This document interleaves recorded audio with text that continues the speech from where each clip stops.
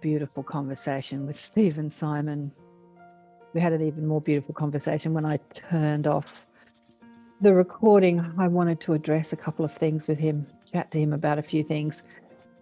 Anyway, we said we'd do it again and we'd get deeper into it because there's a lot of stuff that I didn't say or ask him because I didn't think he was ready to sort of say that sort of stuff on publicly. But I did chat to him about it personally. And he's still quite, as you can see, still quite raw with the grief thing. I wanted to address the grief thing, but I wanted to do that privately rather than publicly, even though it would be a benefit to everybody. I always call grief a deep dive into our subconscious programming. And one of the beliefs that, the belief that causes the most amount of grief in our world is that feeling of loss, and that you cannot have what you believe that you've lost. It cannot return. So we believe that it's a physical person that we've lost. And as Stephen said, he said afterwards, and he said on many podcast shows, I miss holding her hand. I miss sitting there staring at her for hours. I miss her physicalness. I miss her presence. I miss her physical presence. And there is a belief that I can never have that again. And actually, none of that is true. None of that is true. Because we see this world through our physical senses, and we believe that reality is only what we perceive through our physical senses. And in fact, reality is a multi-dimensional perception. And as we develop our psychic senses and intuitive senses, they become even more real sometimes than our physical senses. But we're so focused and acclimated to the physical five senses, the touch, the smell, the sight, the sound. And when we start to acclimate to the intuitive subtle senses, they expand and they become just as much of a reality in this physical world as our physical senses. And so those experiences with spirit can be visceral, can be physical, like you can feel them. You can feel, basically what we feel is our own emotion. And where does the emotion come from? It comes from our thoughts. So as we're holding someone's hand, we're thinking, isn't this nice to hold someone's hand? Oh, I love holding your hand. Oh, I love you. Oh, this is so nice. So really what we're feeling is our own thoughts. We're having an experience, but then we're responding to it through what we're thinking. So we can hold someone's hand and say, ooh, I hate holding your hand. I hate you. You've got a sweaty palm. Let go of my hand, And then we're having an awful experience. We're doing the same thing physically. We're holding someone's hand, but we're thinking about it differently. We're having a different perceptual experience. Life is a perceptual experience. And we make it physical by saying only that physical thing can give me that emotion. So because that physical thing is not here anymore, then I can't have that emotion again. I can't have that joy. I can't have that same feeling that I felt when I was with you physically. And that's not the truth. The truth is we can. We can, and we do, and we can. We can have that same joy in our lives as the joy we felt when we were with someone who we've perceived we've lost. Yes, death is an illusion. There is no death. Speak to dead people, they'll tell you, you're not dead. You're in the body, you're out of the body, but there is no loss and there is no death. There is just a difference in a perceptual experience. There is a shift in a perceptual experience. And like many of you know that have lost friends, loved ones, lovers, relatives, you can hang out with them in your dreams in another perceptual experience. Like I was saying to Stephen, my friend Kate, who committed suicide in her 30s, I used to fall asleep at night and wake up in my astral body and she'd be sitting on the end of the bed and I'm like, oh, hi, there you are. And then I remember hugging her and feeling her and shaking her body and saying, why can I, because I knew I wasn't in my physical body, why can I feel you? Because I'm thinking if I'm a ghost, I'm going to be like see-through, right? We're going to be able to walk through each other. And yet I was having a perceptual experience that felt solid and physical and third dimensional, but I wasn't in a third dimensional realm. I was in some astral realm, but it was as solid as the physical realm, because that's how I was perceiving it from that experience, from that perception, was experiencing her as solid, and I could touch her and feel her. Life is strange and beautiful, and there's so much to explore as we live these physical lives, and opening our minds and opening our hearts and expanding our experiences and our reality. Expanding reality, Brandon's show. Expanding our reality is just the trip. It's the ride of this lifetime. It's smashing paradigms, breaking through limiting ideas and thoughts. And one of the biggest, I was saying to Stephen after we finished talking on camera, one of the biggest, when I asked my guides, I need to address what is suffering in this world. What's the thing that makes people suffer the most? They said to me, the death thing. Because I'm like, I need to make a movie or write a book that's going to change the world. What will I write about? They said, write about what you know. And I said, well, I know about death. Everyone dies on me. And then I said, how do I address the thing that make people suffer the most? And they said, it's the death thing. That's the thing that makes people suffer the most. It's that illusion of loss when there is none in reality, in truth. And maybe you'll never really fully know that as your truth until you do transition, or maybe you will. But that's the challenge that we're up for. Can I don the perspective of my higher self? Can I know who I am as a spiritual being having a physical experience and not a physical being having a spiritual experience? Can I identify more with the reality of who I am beyond the physical world, and needing the physical world to dictate to me how I experience it, how I think and how I feel? Can I experience this physical world through the knowledge and the knowing and the wisdom of my higher self, which understands that I am not this body, I am not this mind, I am not this experience. I am energy that is flowing through this experience. I'm the creator of this experience. I'm not the victim of this experience. Can that be my truth? That's what I'm up for in this ride of life. That's my mission, to really live that fully as my truth. And as I do, and as you do, you expand your field, you expand the vortex of the love in your heart. You just enrich this world with pure positive energy.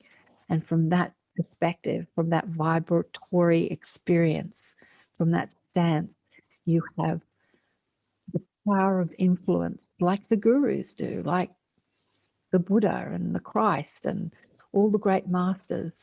They lived that perspective as their knowing and as their truth. I remember hearing, I don't know where I heard it, but I say it many times. Jesus was so identified with who he is as spirit, as soul, as God, I suppose, if you want to call it that, that when he looked upon the leper dripping with their experience of illness and pain and suffering, he didn't see the pain and the suffering.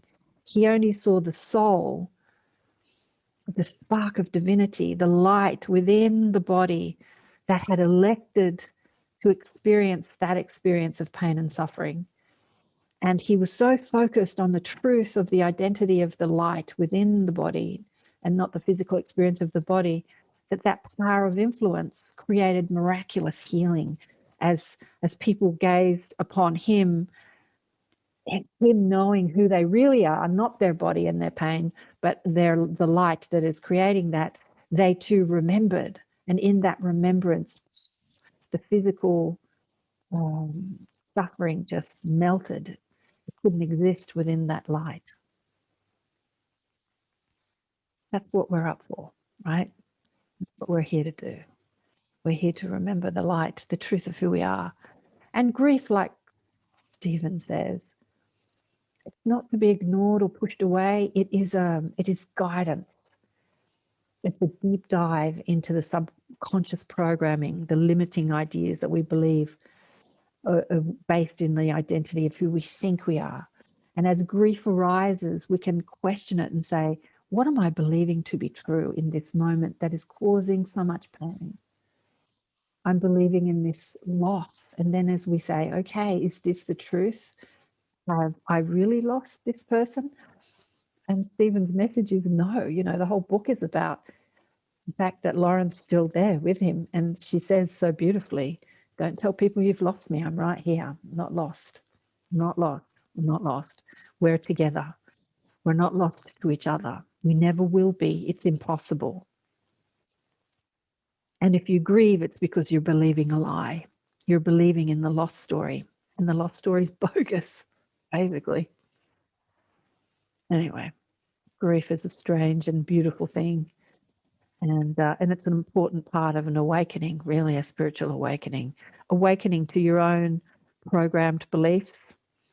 Stephen has said in many podcasts, and we discussed it after I turned off the recording, that he had a programmed belief that very much influenced his life, both negatively and positively, in abandonment. He had abandonment issues.